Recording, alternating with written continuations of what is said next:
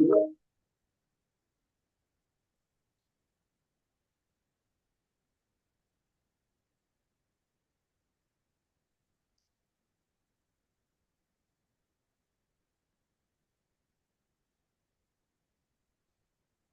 so we're going live on YouTube. For those of you who are watching our stream live on YouTube, we are officially live, and we'll be going live on our Zoom webinar also. So let me go ahead and give everybody an opportunity to join us. We're about 1 minute away. And we will be starting momentarily. Again, if for those of you who are on YouTube, don't forget, if you're not a part of our channel, please go ahead and like us and join the channel. We're always updating new content on there, and we will let our Zoom into the room. Again, let's wait everybody, give everybody a few minutes, not even minutes, I guess, a few seconds to give everybody an opportunity to enter the webinar, and we should be starting shortly. Um,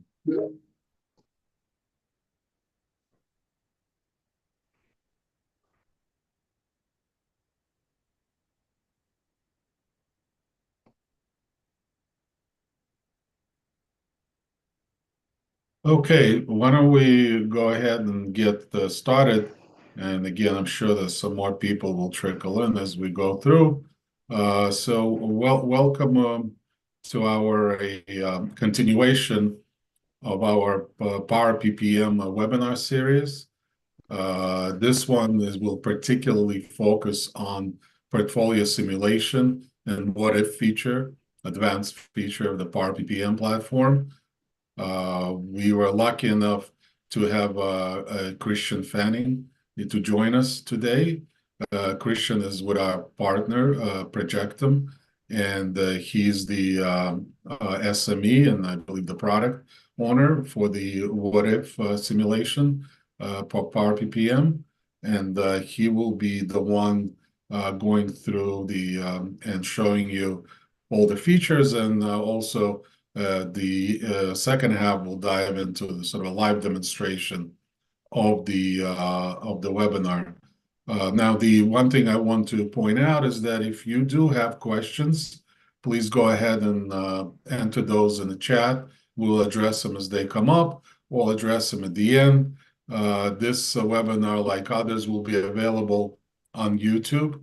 I will also leave the links in the chat for you. And if you would like to have a personalized demonstration based on your specific use case, certainly reach out and we can arrange that. Again, without further ado, I'd like to hand this over to Christian, and he'll cover the what if and Power BPM. Great, thank you, Yuri. So I will jump right into it. And as Yuri said, any questions, feel free to put them in the chat and we will answer them in the end. So I'm going to talk about project and portfolio simulation and what if scenarios. But before jumping right into that, just a few words about myself. My name is Christian. I've been working as a PPM consultant and product owner for quite a while, implementing PPM solutions for my entire career. I'm obviously coming from a company where we are focusing on doing product management, specifically within the project and portfolio management area. So we're doing a lot of different solutions to both manage projects, forecasting projects, and of course also simulating on a portfolio level and a resource management level. So before I dive right into the what if simulation tool, I'd just like to give a little bit of background on what Power PPM is and the capabilities it comes with. And the reason for this is, of course, that the what if simulation use some of these capabilities to give you the right predictions and the right scenarios. So Power PPM is, of course, a tool for doing project and portfolio management, and it can do this on many levels, all the way up to senior management. So we see a lot of hybrid portfolios, we see product portfolios, strategy portfolios, all containing different levels of project and program management. We also see a lot of agile initiatives coming in, and we typically feed these into the product portfolio. And that, of course, means that we have a lot of disciplines that Power PPM covers, such as resource management, risk management, and change management. And we have a lot of capabilities to support those disciplines. Now, this is, of course, all broken into different parts of Power PPM. And I'm going to go into a demo in not too long where we'll see some of these features. But one of them is, of course, the portfolio and strategy overview, where we can break down our strategy, see how we are delivering on that strategy, and if any drivers are not being delivered or we are over-delivering on some other drivers. It's also the place where you will do your breakdown of your timeline inside a project. We have the Power Gantt showing here, where you can, of course, create dependencies. You can create milestones. You can use AI to forecast your plan or give you an example of a plan, which I think is a really cool feature. And you can even make cross-project dependencies, which is actually really nice for a program manager that can go in and just create dependencies between his program and the individual deliverables in the subsequent projects. It's also where we can do our resource forecasting. So of course we can assign people to individual tasks, but when we need to forecast on a longer term, we typically use this team planner module inside Power PPM, where we can say, well, what is going to happen to our resources? Which engineers do we need in 6 months? And the line manager can communicate with the project manager on who is the right and the best person that has available time to do it. There's, of course, also a time sheeting module. This is time for teams I'm showing here. The very cool thing about this is it's very intuitive to use, and it works directly inside Microsoft Teams, where the majority of the users choose to access it. We also have a possibility to export to certain different kind of reports. Here I'm showing a PowerPoint report that is both interactive and you can customize it, which I think a lot of project managers benefit from, because they can easily get the status report to show to the steering group in just a few seconds. And then, of course, we got the forecasting and predictions module inside the tool. And here we use large data models to forecast what is going to happen to our risk levels, what is going to happen to our business impact. And you can even revert time and see how a project has been moving over time, as it's showing here. And then, of course, the reason we are here today is the what if capabilities, where we will go in and see if I have a certain set of projects in my portfolio, what happens if I postpone some of them, what if I cancel some of them, how it's going to impact my strategy, how it's going to impact my budget and my resources. And we also have a lot of cool new AI features in here, such as forecasting the schedule of the project, asking Copilot how my project is going, or just comparing it to other projects, making it generate risks for your risk management and your risk matrix. I'm not going to show a lot of that today. My colleague showed that the last time, so please go watch that webinar if you're interested in the AI capabilities. Great. So let's get into the what if and the Power PPM simulation. It all, of course, starts with the question what we're trying to achieve here. And the typical question is that we have too many projects. Which should we run to follow our strategy? Which one have the highest priority and the highest impact? There could also be a new critical project needs to be started. How is going to impact our portfolio? Do we need to cancel or set something on hold? And it can also, of course, also be that we have a couple of projects that have been delayed for various reasons. How is that going to impact our portfolio? There's many scenarios here where the what if tool is your go-to choice to figure out how to handle your portfolio. So it's of course all start with our strategy. We need to know what are our strategic drivers, what are our objectives we want to achieve before we start to prioritize the projects. And you might call this must-win battles, you might call it strategic drivers or driver prioritization, but we need some kind of indication for which project is more important than other projects. This then feeds into the prioritization board, where we will prioritize the projects and give them a score individually. This will feed into the simulation engine, where we can then use that score to say, well, which project is it we're going to run, which one might we cancel, put on hold, and which one will we extend the timeline for to make the budgeting and resourcing exercise go up. When all of this is in here, this will of course feed into the scenarios, to implementing the scenarios, where we will put the actual data into the projects. So an example of strategic drivers here could be mandatory, transformational, growth, and operational. Within each of these strategic drivers, that might be one or more objectives. In this case, I'm going to point here to the growth in the APAC region. This is one of our objectives we want to reach within our growth driver. And this is broken down into certain key results, such as 20% increase in the APAC market share, increasing the customer base, and of course, increasing the revenue.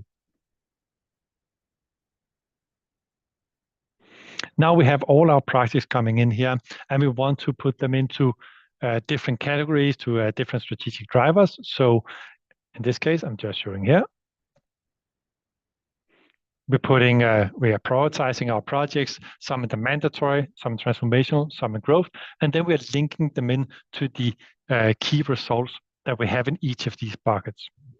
Now, this is all going to lead into when we start to simulate on the projects. Now we have a score, we know what the strategy is, and we can see how that is impacting the strategy. So the first thing we, of course, want to achieve is to align the budget by moving or canceling some projects. And the next thing we want to achieve is, of course, to align the individual roles. And we can see here there's some that have been booked over capacity. Extending the task, moving them around, of course, is going to level out the capacity. When all of that is in here, it's going to feed into the portfolio to do the implementation of the projects. Great. I'm not going to spend any more time on slides here. Let's jump into the system and see how this works. So here I'm inside Power PPM as you first see it. You, of course, have direct link here to our projects, our initiatives, our portfolios. But for now, I'm just going to start out in our strategy.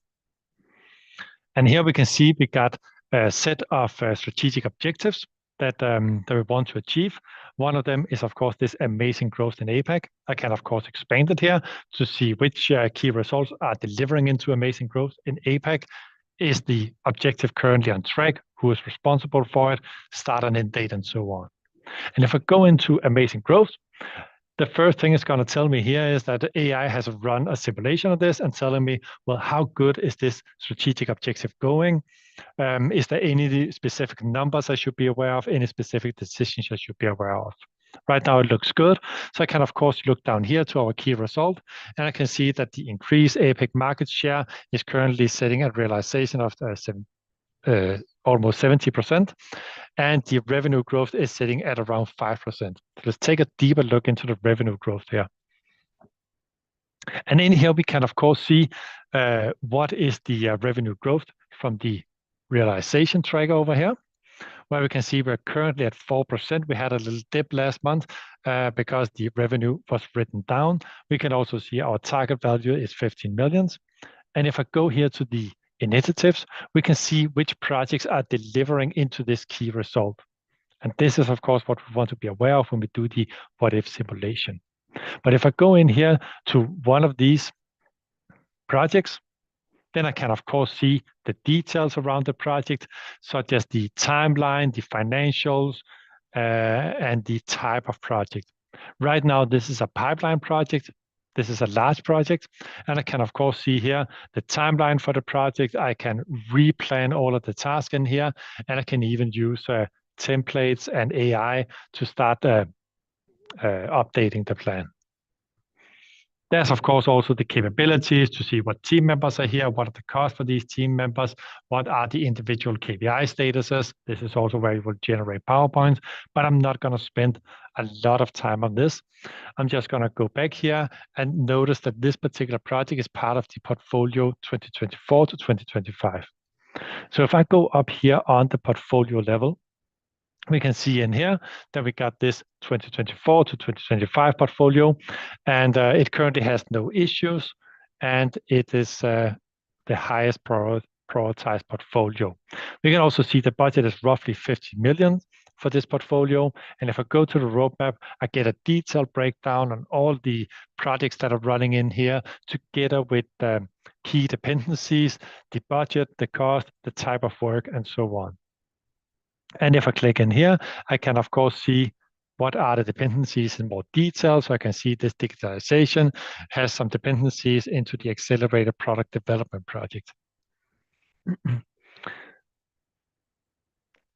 Now, if I go to the Kanban board, this is where we want to start to prioritize our projects. We can see some of the projects have already been moved into the mandatory and transformational areas, and we can see they already have a prioritization here. But if I take the Analytics 360 here, say this is a transformational project, drag it in here, the priority is going to update together with the cost and the benefits for this project. We can then drag all of our projects into the different groups here to give them a line priority across the portfolio. This is, of course, going to feed into both the risk matrix and the idea matrix and the AI summary as well. But for now, I'm just going to go down here to the what if analysis and create a new scenario. So I will create a new scenario here. I would call it scenario for 2024. It's, of course, going to start in 2024, and the scenario is going to run for 3 years. And we'll put in a budget here. Let's call it 50 million for year one. It might be that the budget is reduced next year, so I can just put in 35 million here, but we are more optimistic in year 3, so we're going to put it back at 45 million.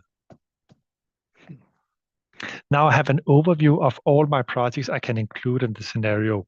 For this scenario, I only want to focus on the portfolio that is named Grow Portfolio that we looked at before and apply the filter here. Then I can, of course, see individual data for the portfolio. What are the transformational drivers? What stages are my projects and my ideas in? What rank does the projects currently have? And do they belong to any kind of program? And what is the accumulated total cost of these projects? For the scenario here, I'm just going to select all the projects. And then we can see the start and end date here, what defines the start and end date for the project. Because it can, of course, be the plan, the individual task in the project, or it can be the overall start and end date that is set for the project together with the deadline. I can, of course, if I'm not happy with what it says here, I can switch it over to say, well, please work on the project start and end date or just use the task. You'll see for some projects that are still in an early phase here, there are no tasks just yet. So by default, we'll just choose to say we're working on the project start and end date. Now that we have this ready, I will just create the scenario by clicking New Scenario here. And you can see very quickly, it took a snapshot of all the data that was in the portfolio for me to simulate on. So everything I do from here on out will only be within this scenario, will not impact the portfolio. And I can, of course, see here, I have some projects I can choose that I want to run them. I can also choose to exclude some projects, and I can also add more fields in here. And I just want to add the rank for the individual projects here, so we can see which projects are most important and which one are least important. I can also expand it here to see any kind of milestones that goes together with the individual projects that might be relevant across the dependencies across projects. So now I'm just going to go up here, take a look at the financials, and here we can see that currently we are spending more in 2024 than we have budget for. So we need to do something here. However, in 2025 and 26, we have plenty of budget to actually run projects. You can also see that the estimate to complete here and the actuals are divided in, because obviously what has already been spent in this year, we cannot do anything about. We can only do something about the money that we haven't spent yet. And if I go up here, then I can, of course, start to exclude some projects. I can exclude the Coho Health Assessment project here, and I can also exclude the customer experience project. And that's really not going to change a lot here. So I'm just going to start and look and see, we have this MVP Dynamics project, which is taking up a lot of our cost. So I can, of course, move that into next year, and that's going to move a lot of the financials. I can also expand it to just level it out more. And then we can see here the gray line indicates where the project was started. And I said anything in the past will not be moved. You will not be able to move that. Now we can also see that in 2024, our strategic drivers and our key results are aligned. So 48% of it is now being spent on the more customers we need in 2023, and 49% is spent on increasing the revenue in the APAC region. I can also see that we're kind of alone with that with the drivers. So we might want to move a little bit more around to get the drivers more aligned in what we're spending in the different years. But for now, I'm just going to say, all right, the financials match. Let's take a look at the resources. And if I click here on show resources, we can now see that the consultants are currently quite overbooked here with the current scenario that we have. So I can just expand consultants here, and then I can see, well, there's some consultants in Projectum, and it's the network upgrade that are actually spending quite a lot of consultants in this area. I could, of course, do the same for the BI personnel and for the designers and so on. But for now, I'm just going to go down here, find the network upgrade project, and then say, all right, can we just move that a little bit into the future? We can't, it's just going to move everything. So what I'm going to do is I'm going to stretch it here to just align on all the capacity that is needed. And just like that, all the capacity constraints are cleared out, everything is green, and we are happy from a resource point of view. There's, of course, a lot of possibilities in here to filter in and say, all right, right now I just want to focus on the consultants, which projects are delivering into that. I might want to focus on the BI personnel and so on. I can also say, let's look at individual resource groups here or roles. Say, let's look at account managers, BI consultants, and so on to see that specific scenario. Now that I have this in here, I can, of course, click Save Changes. And then I can go back to the front page and say, all right, I want to create another scenario. And I could, of course, create a scenario here. Let's call it 2024-A. And then say that's also running for 3 years. But in this scenario, we only have 20 million to work with. And then do the exact same thing over again to say, if we only have 20 millions, what would then be possible to run in here? And of course, we're going to see we got to do a lot more on the financials here, and we're probably also going to do some more on the resources area. There's also the possibility to say what happens if we hire new resources, or maybe resign some resources, or somebody resigns.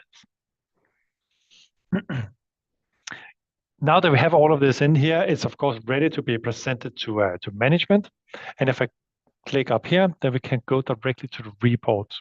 So we already prepared a couple of scenarios here, and we can see how that is impacting our strategic analysis and our breakdown of the portfolio. So I can, of course, compare my different scenarios together here with the scenario 2024-A or the scenario for 2025 to 2027. And if this looks all right, I can, of course, go to the next page here to see how that is breaking down by the portfolio dashboard.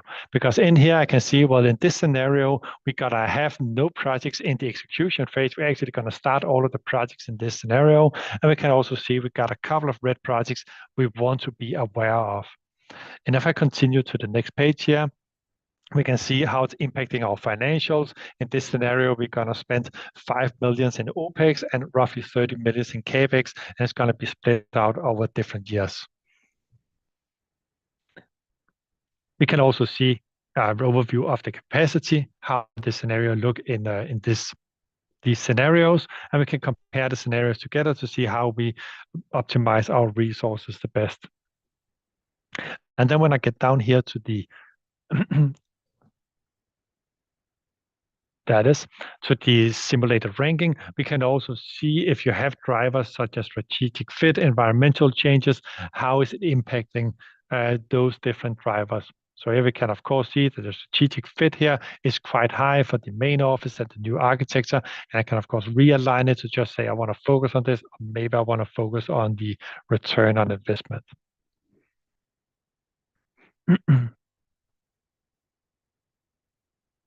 There was some of the capabilities inside the Power PPM and the what if simulation tool. And you might be asking, well, some of this data, where is it coming from? I didn't go into so much details around the initiatives. If you're interested, we can of course take a deeper look into that. But I just want to mention here that we obviously have the timeline. We have the financials for what if is coming from the financial grid here, where I can break it down by CAPEX and OPEX categories. And the resource request is, of course, coming from the resource area where our project managers and line managers communicate together.